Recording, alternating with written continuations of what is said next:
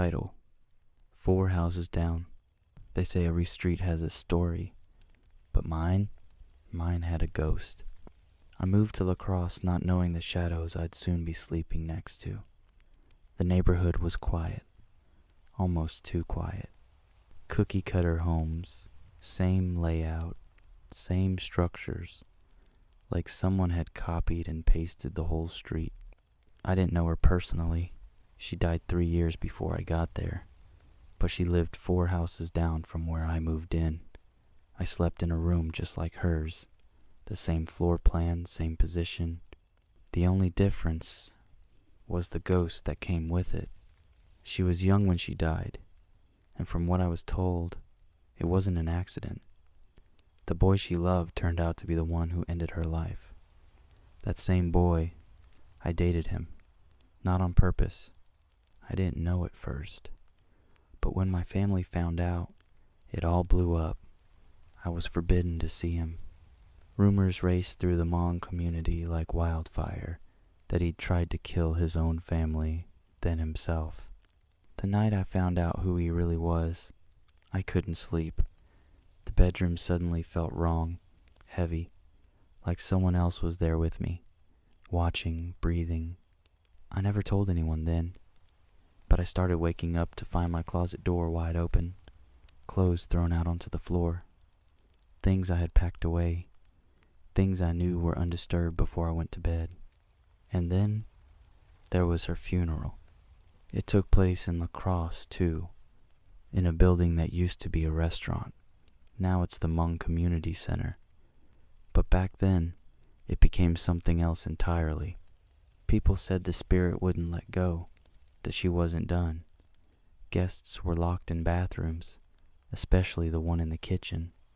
Faucets turned themselves on, flooding the floors. More than one person slipped, falling hard. Plates flew across the room, cups smashed on the floor. Eventually, they gave up and used paper cups. One day, someone saw her. Not just a shadow, not just a glimpse, but her, sitting on top of the funeral home, her figure, clear as day. Her own mother swore that her daughter locked her in the bathroom during the funeral. Her brother, to this day, still believes she wandered their home for days, maybe weeks, before her spirit was released. Clothes that had been neatly stored would appear torn, scattered across her empty room night after night. No one slept well in that house. I kept my silence. I never told them I'd been with him, the boy who stole their daughter's life. It didn't feel like a coincidence when I met him, more like fate or something darker. Even now, I don't live in La Crosse anymore, but sometimes I wonder, if I went back to that street, to that house, would she still be waiting? To him, if you're reading this, I'm sorry, I left, but your pain was dragging me under, and I had to save myself. And to her family, if you ever come across this story, I'm sorry for keeping this to myself all these years. But deep down I was scared, not just of you or the truth, but of her, because I'm still not sure she ever left. Title: The Blood Promise. You ever sit around wondering if there's something out there we can't see? Something that follows us, waits for us, maybe even loves us in a way so deep it curdles into hate? I didn't believe in that kind of stuff. Ghosts, curses, spirits. That was all bedtime folklore to me. That is, until my uncle died. And not just died, but passed in the most unnerving, bone-chilling way that still haunts me to this day. See, my uncle was the kind of man who had everything going for him. Tall, smart, good-looking, successful. But he never dated. Not for decades. Our family always whispered about it. Then, out of nowhere, in his late 40s, he met this beautiful younger woman. She lit up his life. They got married pretty fast, and for a while, everything seemed good. But the thing is, she couldn't carry a pregnancy. Miscarriage after miscarriage, year after year, doctors had no answers. So finally, out of desperation, they went to see a shaman. Now this shaman didn't know them, never met them before, didn't know their story. But after the ritual, the shaman pulled my uncle aside and said, "There's someone from your past, a woman you made a blood promise with. She died not long after you married. She's angry. She said she'll never let your wife carry a child. And she said she'll haunt you every night until you die.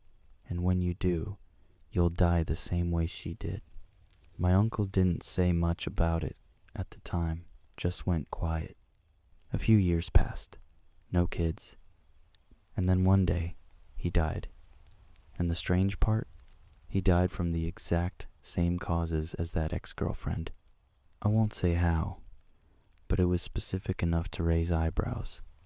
Before he died, the night before actually, he told his parents something he'd never told anyone else, that a year after he got married, his ex started visiting him every night in his dreams, sometimes outside his window, sometimes in the corner of his room, just watching, and then sometimes screaming. Here's the messed up part. He was supposed to marry her once, before the war. They were engaged, but life threw them off course. He left for the States, and by the time she came over, she had married someone else and was already pregnant. My uncle never dated after that. Spent decades waiting for her, hoping she'd change her mind. She never did. So eventually, he moved on. Only she didn't. And sometimes, I wonder, when you make a promise in blood, does something else make sure it's kept?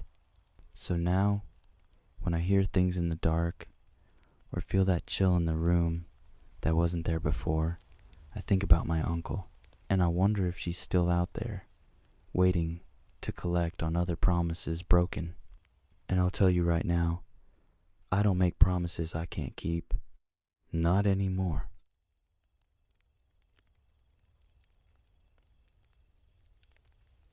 Title: She Never Said Goodbye. You ever meet someone who feels like they were made for your soul? That kind of person you only get once in a lifetime, if you're lucky? I did when I was 13, and I still see her sometimes. Or at least, I think I do. It started when my family moved to Sacramento, and I was thrown into a new school just before 8th grade. I didn't know a soul. I walked the halls looking for anyone who looked like me, someone Hmong, but there were barely any. Then, something strange happened. I felt a touch on my shoulder. She stood there with skin so pale it seemed to glow, and eyes hazel and haunting. I didn't know she was Hmong, but the moment she spoke to me, it was like a voice I'd heard before in a dream. We became inseparable. 3 months in, she told me she was pregnant. I was 13, no job, no idea how life worked, but I knew one thing. I wanted to marry her. Then it all unraveled.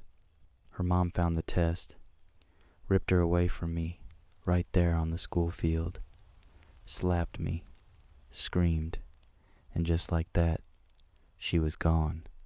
That night I walked 2 miles to her house, only to find it empty. Not moved out empty, abandoned empty. No lights, no cars, no trace they were ever there. But on the ground near the bushes, I found a small pink paper, our kind of love note. It had her tear stains on it, and in the center, her words. "Don't look for me. You're the first and only man I will ever love. If you truly believe in the next lifetime, like we said, you'll find me there. I will raise our child well. Love, Lisa."